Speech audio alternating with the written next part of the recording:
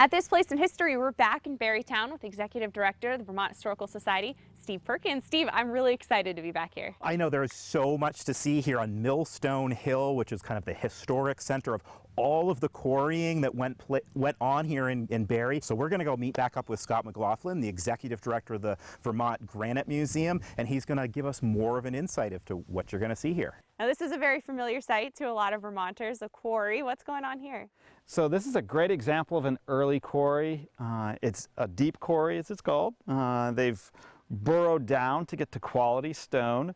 The stuff on the top isn't necessarily always the best because it's been beaten up for 100,000 years through glaciation. At some point they decided to abandon this one for a better quality source of material. Now, how did they actually get the granite extracted from the ground for use? So they would drill a hole. Initially that was done using a bit and a sledgehammer. It was a two-person operation, spaced out at equal distances, and then you'd slide in what's called a feather and wedge. And then inside, between the two, you would drive in a steel wedge, and someone would simply tap that. You do it in every single hole all the way across the block. And you have to be patient with this process. You have to just allow the stress to sort of start a crack between each of the holes, and then it'll work its way across the block. And it'll just split really nicely thanks to Barry Gray's nice, fine grain to it. Now, when I think of quarrying, of course, my mind goes to cartoons and explosions. So you're saying that for many years of quarrying, it involved no explosions? Correct. And it wouldn't be till the end of the 19th century that they start using dynamite and black powder. And today, none of that is being used. All of the quarry operations use diamond wire. Now, is a deep quarry like this one still how we extract material today? No, it's not. Quarries like this one's 700 feet in depth.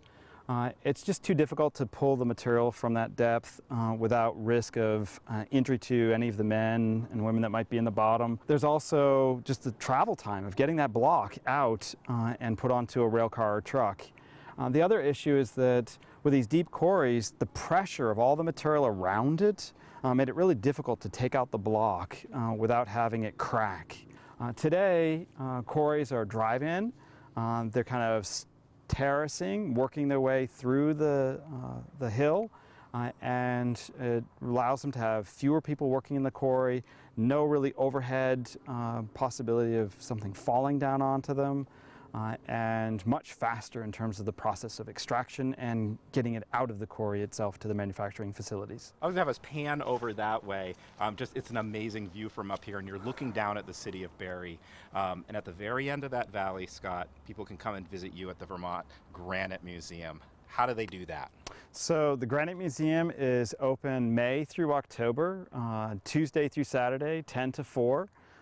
And we've got usually at the beginning of the season our opening day extravaganza, and so May 21st, 2022 we'll have this grand opening. We've got a lot of new things that will be revealed in May, and then in the fall we typically have our Granite Festival sometime at the end of October, someplace in there. At this place in history.